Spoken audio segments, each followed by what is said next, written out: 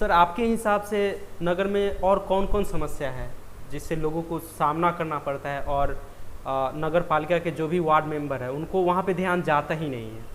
तो हो सकता है कि अगर आप कुछ और समस्याओं को बताएंगे तो नगर पालिका के जो भी वार्ड मेंबर बनेंगे उस पर फोकस करेंगे। इतनी समस्याएं हैं जिसको बयां किया ही नहीं जा सकता, लेकिन संक्षेप में आपको बता देते हैं। अभी सबसे पहले तो नाला की समस्या है, एकदम वाइटल समस्या है, उसको तत्क्षण दूर किया जाना है। चूँकि आबादी बढ़ गई हम लोग का, नगर का आबादी बढ़ा है, तो नाला का समस्या का समाधान निश्चित रूप से जो भी हमारे वर्तमान में आने वाले समय में वार्ड प्रतिनिधि होंगे या फिर जो भी अध्यक्ष होंगे उपाध्यक्ष होंगे उनसे मेरा निवेदन है उसको दूर करेंगे। उसके बाद आप दूसरे पहलू पे जाइएगा तो नगर के बहुत सारे क्षेत्रों में, बहुत सारे वार्ड में बिजली विभाग ने 11,000 का तार जो है, नंगा तार दौड़ाया है। कभी भी किसी भी समय बड़ी घटनाएं हो सकती हैं, उसको कवरिंग करवाना ताकि जो रोड के बीचों बीच गया हुआ तार है वो भविष्य में कभी गिरे नहीं, वो एक समस्या, बहुत बड़ा वाइटल समस्या है।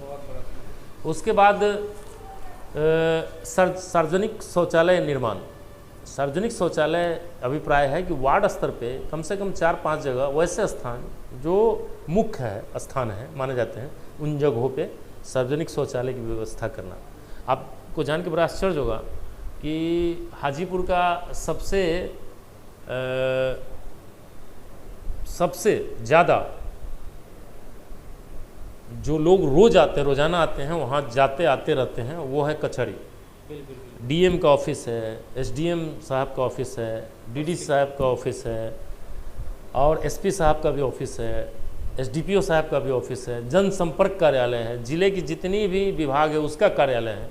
अगर आपको गलती से भाई साहब टॉयलेट लग जाए ना तो आपको खोजने में इतनी दिक्कत होगी, टॉयलेट करने का कहीं साधन नहीं मिलेगा, मजबूरी में आपको जाके कचहरी मैदान में कहीं पे करना होगा। आप इस मर्म को समझिए कि हम पुरुष हैं तो हमको इतना दुख और तकलीफ़ और अव्यवस्था झेलना पड़ रहा है, वो महिला जो वहाँ जाती होंगी, हमारी माता बहन, उनको कितना दिक्कत होता होगा। सार्वजनिक शौचालय का निर्माण बहुत ज़रूरी है। जहाँ जनसंख्या है वहाँ तो ज़्यादा मात्रा में चाहिए। जहाँ डीएम का आवास, डीएम सर का जहाँ पे ऑफिस है वहाँ कम से कम 3-4 शौचालय होना चाहिए। आसपास बनाया जा सकता है, वो तो बनाने की बात है। उसी तरह से यादव चौक पे नहीं है, एक राजेंद्र चौक पे आपको दिखेगा, गांधी चौक पे दिखेगा, यादव चौक पे आपको नहीं दिखेगा, आपको नखास चौक पे नहीं दिखेगा, आपको मस्जिद चौक पे नहीं दिखेगा, आपको सुभाष चौक पे नहीं दिखेगा, आपको अनवरपुर में नहीं दिखेगा, आप उधर चले जाइए संस्कृत विद्यालय की तरफ, मरई की तरफ नहीं दिखेगा, गुदरी में नहीं दिखेगा। अरे भाई साहब क्या है, आप किसी का ध्यान नहीं जा रहा है। इतनी बार बैठकें होती हैं नगर परिषद का, 100 योजनाएं पारित किया जाता है, 100 योजनाओं की तरफ ध्यान आकर्षण करवाया जाता है, तो फिर इन सब चीज़ों को क्यों नहीं लिया जाता? आखिर दिक्कतें क्या है?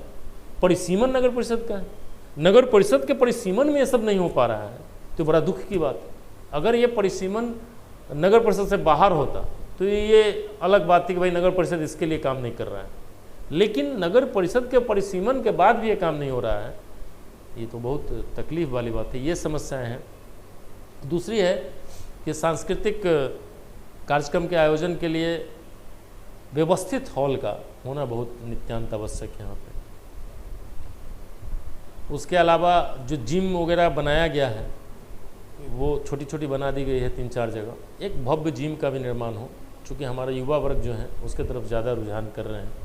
उसके अलावा डिजिटल लाइब्रेरी का दौर आ गया है, डिजिटल लाइब्रेरी भी नगर परिषद को बनाना चाहिए।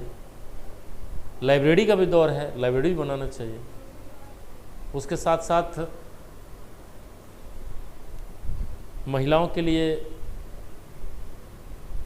जगह जगह, जहाँ भी जितने जगह हमने बताया वहाँ शौचालय का निर्माण अलग से होना चाहिए। पानी की व्यवस्था है हर वार्ड में, जो भी वार्ड प्रतिनिधि बनने जा रहे हैं उनसे मेरा निवेदन है कि वो कम से कम वहाँ पे फ़िल्टर पानी की व्यवस्था करें। फ़िल्टर पानी की व्यवस्था करने में आजकल बहुत ज़्यादा लागत नहीं होता, और अगर पब्लिक से चाहें तो 5 लीटर का पानी का पैसा भी वसूल सकते हैं, वो देने के लिए तैयार है। अगर ये संधि कर लिया जाए, जो कंपनियां हैं जो फ़िल्टर बनाती है उनके साथ, तो वो ऑलरेडी लगा देंगे, तो उससे सुविधा भी हो जाएगा, सबको फिल्टर पानी मिलेगा। उसके अलावा शौचालय से संबंधित जो सफाई होता है उसमें हमारे पास टैंकर कम है। हम आज अगर आवेदन देते हैं तो 20 दिन के बाद हमारा नंबर आता है कि नहीं पता नहीं। राशि का जो तयनामा है वो भी बहुत ज़्यादा है, उसको भी थोड़ा घटाया जाए। बाकी चीज़ों में आप टैक्स लीजिए, आप ईमानदारी से हमारा होल्डिंग टैक्स वसूलिए, आप ईमानदारी से हमारा जलकर और नलकर का टैक्स वसूलिए, हम लोग भी देंगे, नहीं देंगे। अगर सुविधाएं आप दीजिएगा तो कहीं ना कहीं से आपको भी पब्लिक टैक्स देगा, ऐसा नहीं है कि टैक्स नहीं देगा। उसके अलावा स्ट्रीट लाइट की व्यवस्था निरंतर अच्छे ढंग से होनी चाहिए। स्ट्रीट लाइट बहुत जगह लगा हुआ नहीं जलता, उसकी व्यवस्था होनी चाहिए। कोचिंग संस्थान जहाँ भी है वहाँ, जैसे बड़े लेवल पे कोचिंग संस्थान हमारे यहाँ यादव चौक की तरफ है, अंदर जाइएगा तो नया टोला बोलते हैं शायद उसको, नया टोला में है, कोचिंग मंडी भी बोलते हैं। उस एरिया में कम से कम स्टैंड की व्यवस्था होनी चाहिए। स्टैंड इन द सेंस कि ठीक है, जो इंस्टीट्यूशन है वो तो स्टैंड अपना बनाए हुए है, लेकिन एक्सेस हो जाता है तो कहीं आसपास जगह देख के, नगर परिषद का जगह बहुत जगह है ही, वहाँ स्टेबल, हाँ गैदरिंग हो जाता है, वहाँ पे स्टेबल करना चाहिए। उसके साथ साथ और भी बहुत सारी चीज़ें हैं जिनको अभी रखना संभव नहीं है, और हमको लगता है कि जब हमारे नए वार्ड प्रतिनिधि या फिर जो नए अध्यक्ष हैं, उपाध्यक्ष हैं आ जाएँ तो उनके समक्ष हम लोग मेमोरेंडम बना के अपने असर पेज के माध्यम से रखेंगे। बिल्कुल बिल्कुल। और निश्चित रूप से हम लोग प्रयास करेंगे इन सब चीज़ों को जो हमने बोला है उनके तरफ उनको ले जाके ध्यानाकृष्ट करवाएंगे कि इस तरह की समस्या है। उसमें से कुछ समस्या ऐसी भी है जो समस्या को हमारी संस्थान भी अगर अनुबंध करेंगे तो हम लोग उसको करने का प्रयास करेंगे।